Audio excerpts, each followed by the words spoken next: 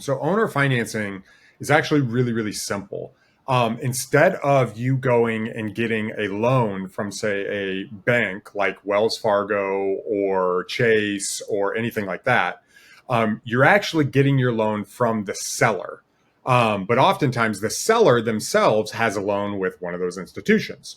And so what they're doing in order to provide you a loan with owner financing is they are leaving that mortgage in place. Okay. So they're just leaving it in place. And then I am taking the financial responsibility of making the payments to that mortgage when I purchase it. So why would I do that? There's a number of reasons why I would want to do that. Number one is they may or may not have a lower interest rate, right? That's the easiest one that a lot of people talk about. The one that's not talked about as much is actually the difference in amortization.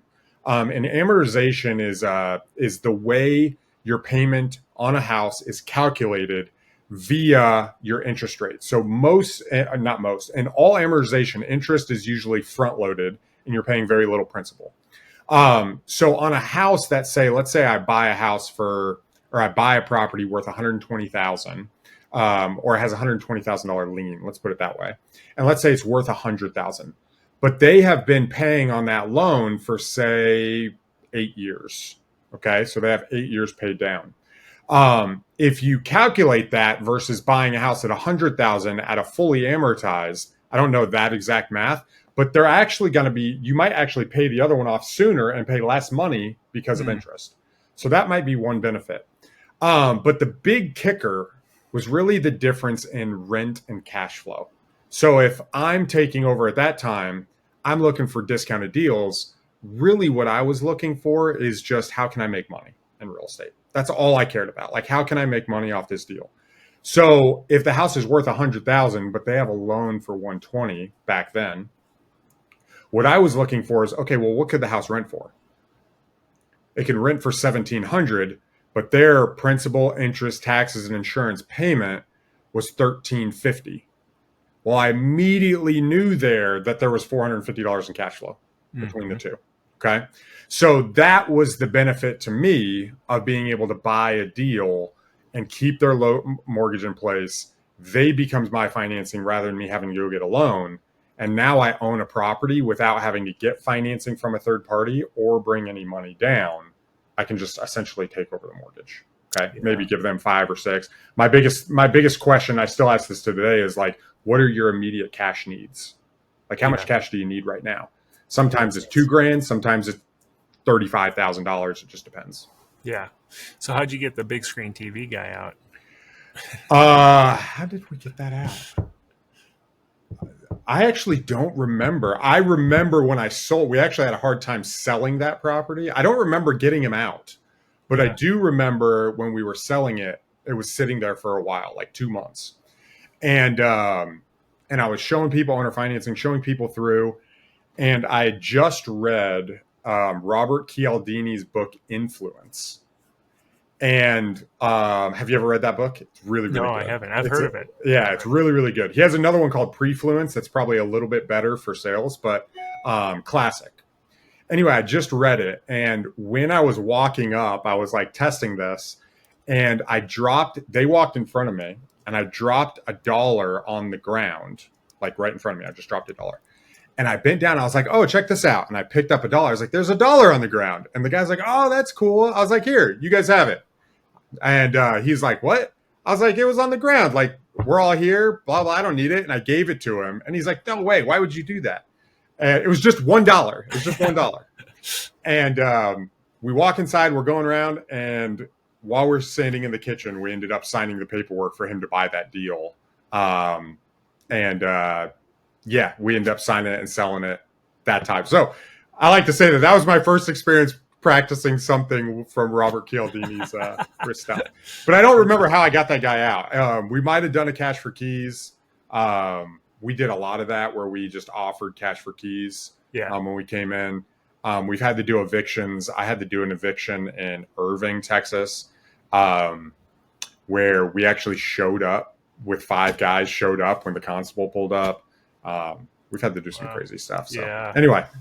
Yeah. And we didn't even really talk about the rap part of it either, but that there's so much value to a lot of people in, like you just described, that financing is in place already. So if you can offer financing then to someone else who's looking Yes. for a property that doesn't qualify for financing, doesn't know how to go out and find an owner finance deal, you can charge a premium for that Yes. property then. So, Yep. so Well, yeah, so go and ahead. and Kirby, you could charge a premium in multiple areas. I was just talking to actually my assistant. Was considering like selling his property and moving and capturing out because he's got so much equity. And he was asking me, how do I make the most out of this house? And I was telling him if he was to own or finance it, if he was willing to do that and do essentially a wrap on his mortgage, Hmm. if he was to own or finance it out, he could charge about a 10% premium on top of what he could list it for cash. Now his Hmm. house is worth about $399. And I was like, you'll probably be able to get, a lot of people say you'll be able to get 10% down.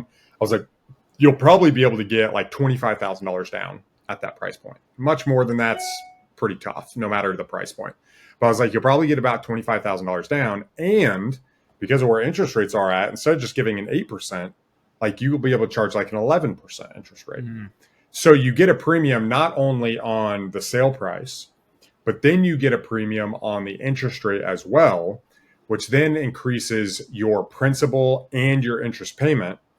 And that principal and interest versus what your underlying lien is going to be your cash flow. And then depending on the pay down, which is kind of complicated to do, but if you guys get a financial calculator and play with it, he has like, I think nine or 10 years on his amortization he's in. The pay down rate it'll pay down faster than the pay down for the new buyer. So it Hmm. actually increase his equity. And then I was like, if you waited 5 years, then you could just sell your note to a bank, essentially. Yeah. And then you can capitalize on the back end, even if you sell it at a discount. Guys, I know I'm kind of getting into some complicated stuff, but I think the thing that is really exciting about this is that things can be very profitable if you kind of know the fundamental elements of interest, amortization, cash in, cash out, monthly payments, the pay down rates. Those different things allow you to be flexible when you're buying a deal. Yeah, that's such a great point. And when we first started, I started by flipping as well back 2011 or 2012, right in that time frame, similar time frame.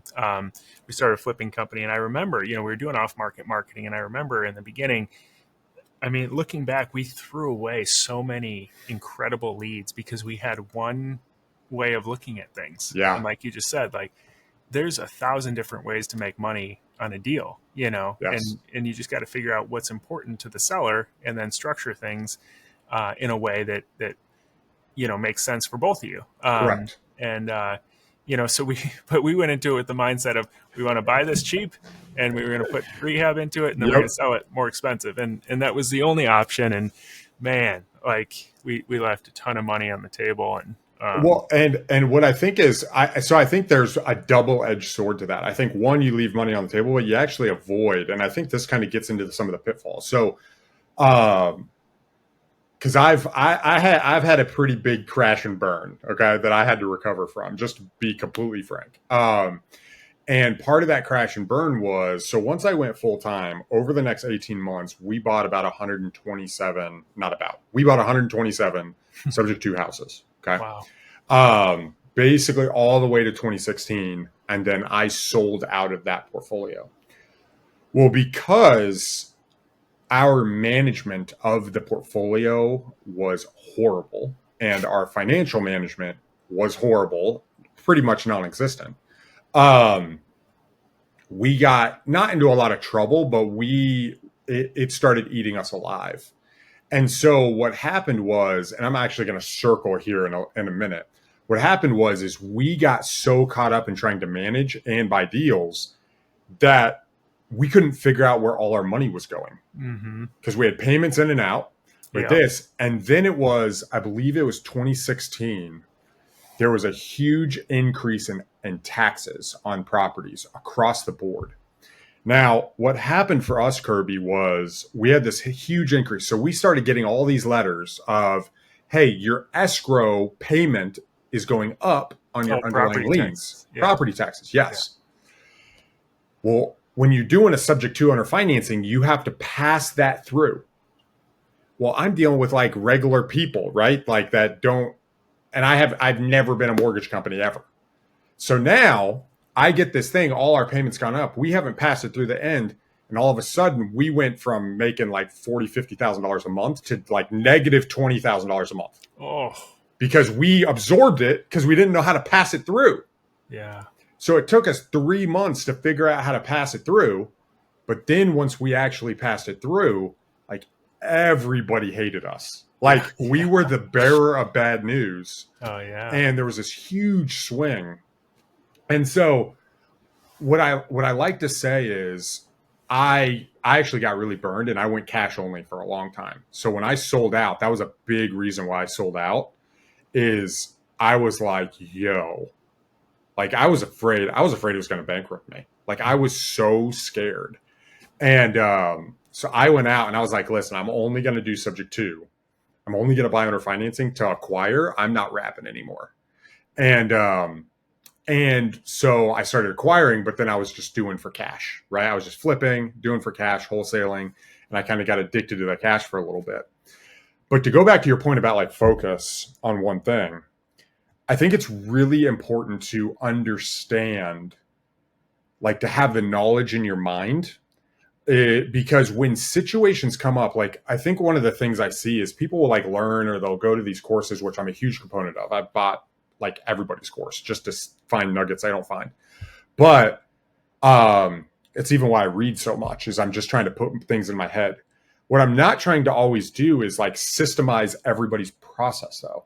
What I'm trying to do is when I come into a situation, does this remind me of something that I learned? And if it does, and it doesn't fit my normal model, can I solve a problem that I otherwise am at what I like to call an impasse on? Because often, and often what happens is when you get the best creative deals, and I learned this actually when I called them the first time is like in that first set when I did those first 8 properties, the first 8 subject twos, is all of those people I had already come to an impasse on. I had made them a cash offer that they could not accept, right? But they wanted to sell still, and they just didn't have an option, right? So what happened was we came to an impasse. They said, no, I can't take that. And I said, no, I'm not willing to do that based on my normal system. We both came to a no, and we both settled, all right, cool, we're good. Well, once that happened, when I called back, what happened was I was like, hey, I was thinking about you and I came across another strategy that I thought might help you. Would you be interested in hearing it? Well, they're like, yeah, I don't have any other options. And when I followed up, they were way more open to my conversation. Why? Because we first came to an impasse. So what I like to tell people when I first get involved or people are coming is it's always awesome to start with wholesaling or flipping or whatever, because you know exactly what you need to buy it for. People are expecting a cash offer and you're demonstrating what I like to call financial dominance. I have the ability to pay cash and buy it now. Yeah. And if it doesn't work, you say, thank you so much. Have a good day. Goodbye. Yeah. And then you get off the phone. Yeah. But then whenever you call back, if you weren't needy, you can play the game of, hey, did you end up selling that property? I always do. That's my follow-up. Like people do complicated follow-up. My follow-up is, did you sell the property yet? That's the only reason I'm calling them. Yeah. And if the answer is no, well, what's your plan? Well, did you? Well, hey, I was actually thinking about you because I came across this thing and another deal I was doing. I was thinking, man, this might help John Smith. I'd love to talk to you about it if you're open. And then they're like, yeah, I'm open. So now I got permission. And now you're brainstorming with them. Yeah. Because, and that's kind of how I've been able to structure creative deals. Because if I don't do it that way, if I start on the front end by saying, well, would you be willing to own or finance the property to me? Or would you be willing to, you know, receive your equity in monthly installments? Or would you be willing to any of these techniques? What I found is that's when people want the 20% down. That's when it feels like you're kind of chasing it. Yeah. So I always recommend do the cash first, come to an impasse. Both of you say no before you do anything creative or problem solving. Yeah. So that's kind of my format. I know people have different things, but that's what's always worked for me. Yeah. No, I mean, that's such a great point. And it's funny you say that because even most of the deals that I do today are MLS deals. You know, we're Yeah. buying small multi-unit short-term rentals, and we can find deals on the MLS. But the vast majority that I look at, I go back to the realtor and I don't give them a low ball offer, or I don't tell, like, most of the time I need it a lot cheaper than it's listed for. Yeah. And that's the case for a lot of investors. Like, you're going to have to put in offers that are low, but I don't give them a low ball. I say, I'm sorry. I looked at the property. I like it, but I just can't make the numbers work, and here's why. And I explain why it's not going to work for me. And, and as long as you have a logical reason why it doesn't work, there's a lot more work that's needed. It just doesn't work. Then they say, oh, okay, well, what would you pay? Then Yep. they're asking me for the offer. It's not me saying, hey, you need to sell this to me for, $50,000 less than it's listed for, or whatever. And so they're like, well, I understand all that. Like, what would you pay? Just so I know. And so then I tell them that. And so then they know, yeah, okay. And I typically work with the listing agent. So then, usually they say, oh, okay, yeah, the seller wouldn't do that. But then it's amazing 3 months later when I get the Yep. call and say, well, it hasn't sold yet. And now they're really willing to entertain your offer. So, Yes. Dude, yeah, Kirby, the reason why I love that is um I think the hidden thing in us going about that route rather than just throwing out offers or is we're like what you did is you demonstrated credibility and what I like to call I like the concept of financial dominance because I like the Jordan Peterson has the lobster dominance. He has like this whole thing he walks people through. And so the idea is like if you act more alpha, you kind of raise up in the hierarchy.